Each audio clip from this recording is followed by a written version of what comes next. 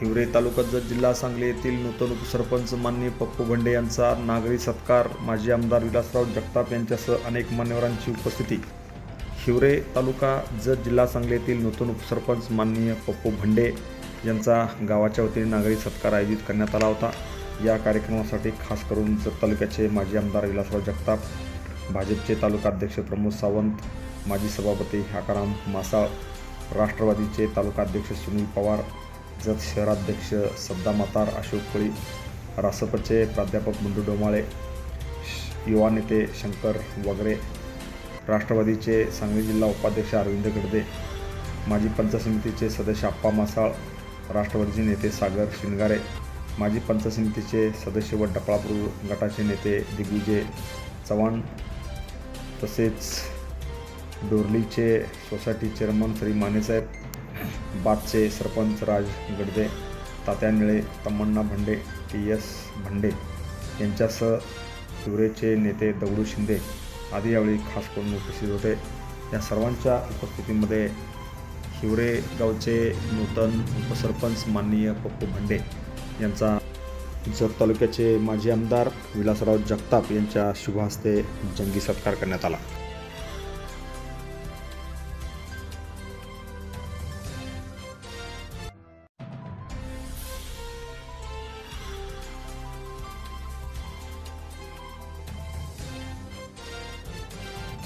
खऱ्या अर्थाने डोंबाळे सरांनी सांगितलं, कंटिन्यू पराभव म्हणजे कंटिन्यू मला फसवलं जातंय. तर सर मला या गोष्टीचा सारखा अभिमान आहे. फसवलं जातंय, कुणाला कट कारस्थानं कुणाच्या विरोधात केली जातात. साध्या आयऱ्या गेऱ्या माणसाच्या विरोधात कट कारस्थान केली जात नाहीत. ही खरी कशी येतात. मी 15 वर्ष झालं बघतोय. 2007 ला कैलासवासी माझे वडील शर्मा दादा हे सरपंच पदाच्या रेस मध्ये होते. त्यांना जाणीवपूर्वक इतर ज्यांना आपण ज्येष्ठ पुढारी समजत होतो त्या सर्व पुढाऱ्यांनी जाणून बुजून 3 नंबर वर्गात घालण्याचं पाप केले. तेव्हापासून माझा संघर्ष चालू आहे.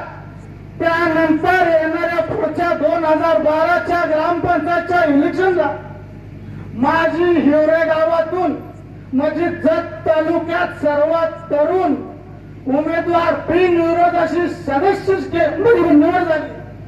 त्यानंतरच्या काळात 2017 ला काय झालं ती तुम्हा सर्वांना माहित आहे. सर्व मी भरलेला अर्ज पाठीमागे काढून सरपंच पद मला देतो म्हणून एकट्या दगडू अण्णाला मी नावं ठेवणार नाही. त्यांच्या बरोबर गावातील सर्व जबाबदार व्यक्ती होत्या. त्या सर्वांनी पुन्हा येऊन माझा निर्णय बदललाय. ती सगळे विसरले नाही. प्रत्येक गावात गटतट असतात, पण इलेक्शन झालं की गटतट सोडून त्याच्या मार्गावर लागतात. काय आता आमचे वगैरे सरांनी म्हटले तसेच बाजार त्या गाव सोसायटीकडे आहे, पण तरी अडचणपणा तर होते. आम्ही आता वगैरे सरांना आम्ही कबूलच करतोय.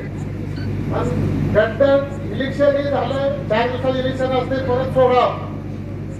आणि हिवऱ्यात कुणाचे लग्न असू दे, काही असू दे, सर्व लोक एकत्र येऊन काम करतात.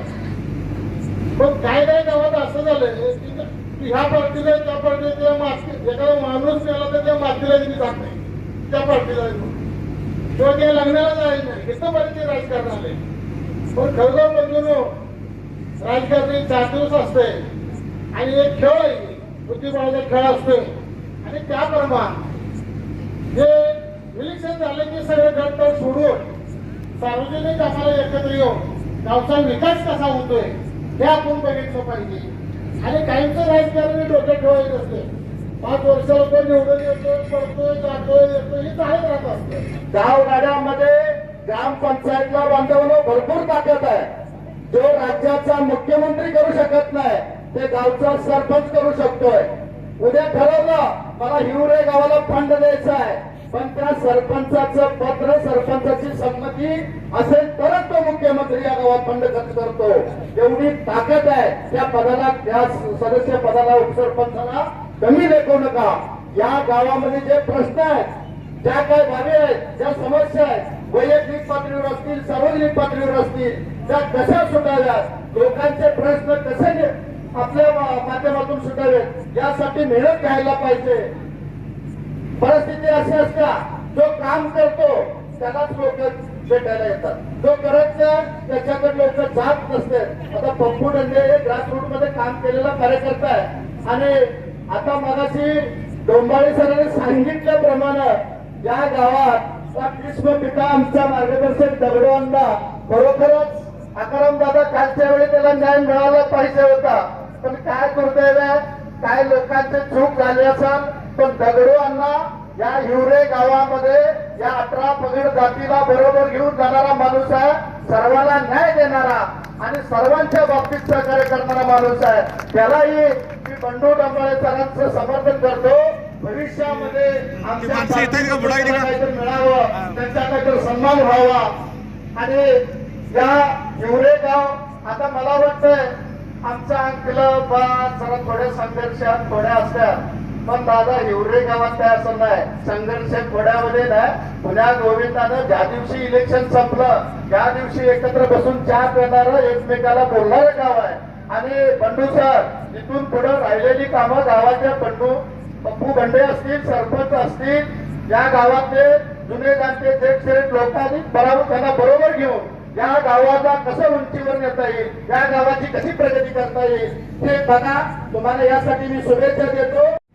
पप्पू बंडेंचा सत्कार करून दिले 4-5 दिवसा पाठीमागे, तेव्हा देखील मी त्यांना म्हटलं होतं की वेळेवरती राजीनामा देणारी माणसं आता हल्ली वेगळीच कमी अवघड आहे आणि ग्रामपंचायत लेवलला तर फार अवघड आहे. अक्षरशः म्हणजे देवळं वगैरे शिवून देवळं भंडारा गुलाल सगळे शिवतात, त्यावेळी पदवी मिळवण्यासाठी सगळी ते शपथा घेतात, पण नंतर पुन्हा राजीनामा देत नाही. पप्पू बंडे उपसरपंच झाले हे जितकं महत्वाचं आहे तितकंच प्रदीपने राजीनामा दिला ते देखील महत्वाचं आहे. मगाशी तुम्ही उल्लेख केला तर निश्चितच ते चांगलं काम आहे, कारण कसं आहे ज्याला राजकारण टिकवत असते त्याला दिलेल्या शपथा दिलेली वचनं ही पाळावी लागतात आणि त्याला राजकारण ज्याचं राजकारण एकदम शॉर्ट मध्ये 1 वर्षासाठी 2 वर्षासाठी किंवा आता मिळालेले पद भोगायचं आणि नंतर पुन्हा काय आपल्याला काय जे काय होईल होईल असं म्हणणारी जी माणसं असतात ते 5-5 वर्ष राजीनामा देत नाहीत, दिलेले वचनं पाळत नाहीत, शिवलेले भंडारे पाळत नाहीत, तर त्याचे परिणाम त्यांना भोगावे लागतात. पुन्हा समाजामध्ये ती माणसं दूर केली जातात, राजकीय जीवनामध्ये ती माणसं पुन्हा बाद झाली अशी कितीतरी उदाहरणं आम्ही बघितल्यात. आता मगाशी साहेबांनी देखील सांगितलं, जी माणसं वचनं पाळत नाहीत, जी माणसं दिलेले शब्द पाळत नाहीत ती माणसं राजकारणामध्ये कधी यशस्वी झालेली आजपर्यंत कधी बघितलं नाही. मला आता बरेच मोठे नेते बघितले, साहेबांचं एवढं 75 वर्ष आहे आणि आज देखील साहेबांचं जिल्ह्यामध्ये नावाचा बळार आहे. त्याचं कारण पण येतं की ते साहेब दिलेला शब्द पाहतात. सध्या काही साहेब इथे समोर नाही तरी देखील मी मान्य करतो की जे एखादा दिलेला शब्द आहे शक्यतो शब्द देतच नाहीत, तर तो दिला तर तो शब्द पाळला त्यांच्या जातो. त्यामुळे त्यांचं राजकारण 45 वर्ष प्रतिनिधित्व चाललंय. आता पप्पू बंडेंच्याविषयी परवा पण आमची चर्चा झाली, इथे पण चर्चा झाली. जवळ यायचं आणि पद निघून द्यायचं, यश जवळ असायचं, अपयश पदरी पडायचं असं बऱ्याच वेळा व्हायचं, पण आता तसं झालेलं नाही. त्यांना संधी मिळाल्या, किती दिवसासाठी मिळाल्या मला काही माहित नाही, पण 2 वर्षाची मिळाल्या. 100% पप्पूही पण 2 वर्ष व्हायच्या आदल्या दिवशी राजीनामा द्यावा, कारण आमचे सोयीचे नातेवाईक आहेत पप्पू, ते ज्या दिवसाची मुदत आहे त्याच्या आदल्या दिवशी कधी राजीनामा पॅनल प्रमुखाच्या सर असतील, शिंदे साहेब असतील यांच्याकडे द्यावा आणि येणाऱ्या पुढच्या माणसाला एक वाट मोकळी करून द्यावी असं मी सांगतो. कारण कसं आहे राजकारणामध्ये पदं निश्चितपणे मिळत जातात, वाट बघायला लागते, कधी कधी जरा नशिबाची पण साथ असायला लागते. काही वेळा नशीब साथ नसेल तर चांगल्या माणसाला देखील बदल मिळत नाहीत. याचं मोठीमंत जलद उदाहरण म्हणजे आपले शंकर वगैरे आहे. चांगलं काम आहे, चांगली लोकांमध्ये चांगली म्हणजे इमेज आहे, पण काही वेळा त्यांना बऱ्याच वेळा त्यांना अपयशाचा सामना करायला आला आहे. पण वगैरे साहेब तुम्ही जे करताय समाजासाठी करताय 100% कधी ना कधी अकराम दादांचा आशीर्वाद तुम्हाला मिळेल. कधी ना कधी अकराम दादांचा आशीर्वाद तुम्हाला मिळेल आणि आतापर्यंत जी अपयशाची मालिका आहे ती खंडित होऊन जाईल. पण त्यातनं सुद्धा तुम्ही काम करण्याची कधी उर्मी सोडली नाही, काम करत राहिलात. वेळ झालेला आहे. आणि साहेबांना पण पुढे रांजणीला कार्यक्रम आहे. मी काही जास्त वेळ घेणार नाही, कारण खरं मी प्रथमतः या ठिकाणी एक आमचे 6 सदस्य निवडून आल्यानंतर आमचं एक ठरलं होतं की प्रत्येकाला संधी द्यायची. मी राष्ट्रीय समाज पक्षाचे युवा नेते आणि पहिल्यांदा ज्यांना उपसरपंच पद दिलं प्रमोद दादा कचरेचं खरं मनापासून आभार मानतो की त्यांना आम्हाला संधी दिली आणि जसा शब्द होता तसा वेळेवर त्यांनी राजीनामा दिला. मी पहिल्यांदा मनापासून त्यांचा आभार व्यक्त करतो. कारण कसं झालं होतं साहेब, पप्पू बंडेला लय वेळा कुस्ती गावात चालली होती. प्रत्येक वेळेला पदाला बाहेर पप्पू बंडेचं नाव असायचं ना, आत दुसराच वेळाचा, हे 2-3 वेळा झालं होतं.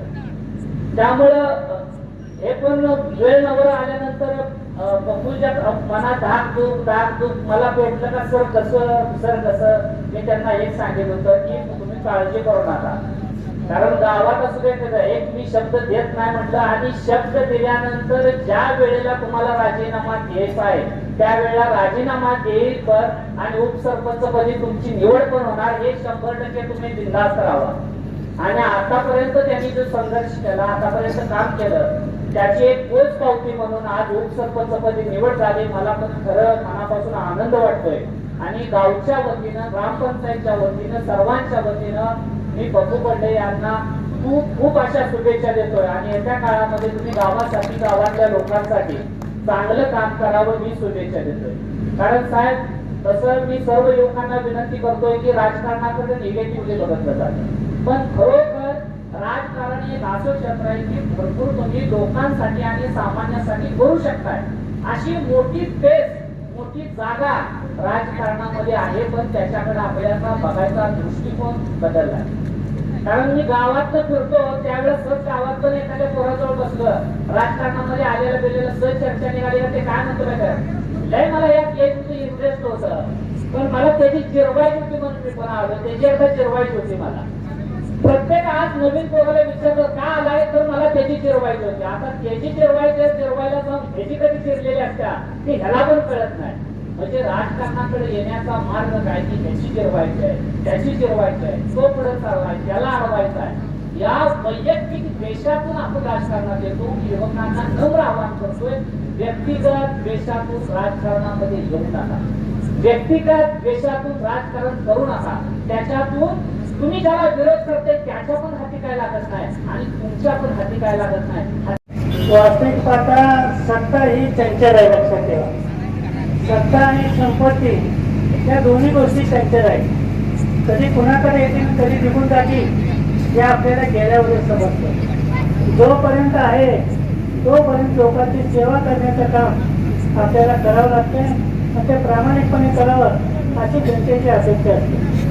आता मला त्यांनी सांगितलं की आमच्या इथं त्या ठिकाणी डेप्युटी सरपंचाची निवड झाली. मी अजून एक मुद्दा सांगतो, एका सरपंच डेप्युटी सरपंच झाल्यानंतर गावातलं राजकारण संपायला पाहिजे आणि गावचा सरपंच, गावचा डेप्युटी सरपंच जो गावचा असतो, लक्षात ठेवा, एका गटाचा नसून त्याला गावचं काम करावं लागते आणि गावचा विकास हेच त्याचं ध्येय असलं पाहिजे.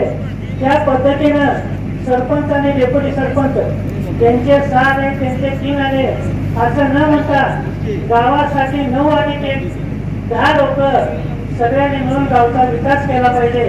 हे ध्येय डोळ्यासमोर ठेवून त्यांनी जर या गावचा विकास केला तर गावाच्या पार्ट्या ज्या असतात ते तात्पुरते असतात, त्या निघून जातील आणि एक प्रकारे गावचा विकास होण्याचं काम चांगल्या पद्धतीने होईल असं मला वाटतंय.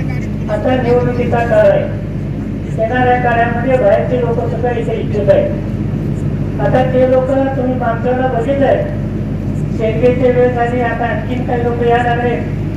समाजाच्या नावावर लोकांना उतरवले पाहिजे. माझं म्हणणं त्यांना असं आहे की तुम्ही इथं स्वतः येण्यापेक्षा तुमचा समाज इथं मोठा आहे, समाजाच्या लोकांना तुम्ही उमेदवार द्या की. मी म्हणजे समाज ही ज्या पद्धतीने या लोकांमध्ये जाती त्याची पेरणी सुरू आहे ते इथं थांबलं पाहिजे. आपल्या जत तालुक्यामध्ये सगळा समाज मोठ्या प्रमाणात आहे. लिंगायत आहे, धनगर आहे, मराठा आहे, ओबीसी, बीसी आहे. बाहेरचा माणूस इथे येऊन मला उमेदवारी द्या, माझ्या जातीचे लोक जास्त आहेत असं म्हणण्यापेक्षा माझ्या जातीची माणसं इथं जास्त आहे. ज्यांना उमेदवारी द्या जातीच्या असण्यापेक्षा मातीचा असला पाहिजे असं समजून जर लोकांनी राजकारण केलं तालुक्याचा विकास होतोय. तुम्ही अनुभवाचा प्रकाशन घ्यायचा 5 वर्षानंतर तुम्ही जातीचा म्हणून दिला. दर रविवारी यायचं आणि कोणाकडे यायचं नाही अशा पद्धतीनं बाहेरचा माणूस जर आला तालुक्याचा विकास होत आहे हे तुम्ही समजून घ्या. मी जातीवर कधी राजकारण केलं नाही तुम्हाला माहित आहे. परंतु आता काही लोक यायला लागले कमी लोक जातीवर आपली पोळी भाजण्याचा प्रयत्न करतात. त्याच्यापासून सगळ्या जातीनं आपल्या सावध राहिलं पाहिजे आणि तालुक्याच्या विकासासाठी जो कोण तालुक्याचा आहे त्याच्या पाठीशी आपण खंबीरपणे उभं राहणं हे आपल्या मतदाराचं कर्तव्य आहे. आज या ठिकाणी एवढ्या मोठ्या संख्येनं आपण उपस्थित राहिलेले आहेत. आपल्याला बंदेला शुभेच्छा देण्यासाठी आपण राहिले. गावचा विकास हे ध्येय नजरेसमोर ठेवून त्यांनी कार्य करावं. आज सगळ्या पक्षाची माणसं तुम्हाला शुभेच्छा द्यायला लागलेत. बंदेचं सुद्धा आयुष्य संघर्षात्मक केलंय. अनेक वेळा संधी चुकली म्हणून त्यांनी आता गोपाळे सरांनी सांगितलेलं आहे. राजकारणामध्ये संधी बऱ्याच येतात आणि बऱ्याच वेळा चुकल्या जातात. असं काही नाही की मला सांगा मी स्वतः 3 वेळा आमदारीकडे उभा राहिलो. आलो किती वेळा एकदाच निवडणूक आलो 2दा पराभूत झालो. संधी आली तरी सुद्धा संधीचं सोनं करायचं काम आपल्याला करावं लागते आणि संधी देण्याचं काम आपली जनता जनार्दन करत असते. जनतेच्या आशीर्वादावर आपण पद भोगत असते. त्यामुळे जे काही पद आपल्याला असेल ते पद जनतेच्या सेवेसाठी आपण त्याचा वापर केला पाहिजे. तसा वापर ते डेप्युटी सरपंच करतील अशी या ठिकाणी अपेक्षा व्यक्त करतो. मला सारखं फोन यायला लागले तर राजनीमध्ये अजितराव घोरपडे सरकार आमचे भाजपचे अध्यक्ष आहेत. ते सगळे लोक तिथे यायला लागलेले आहेत. त्यामुळे मला तिथे जाणं गरजेचं आहे. Press the bell icon on the video and never miss another update.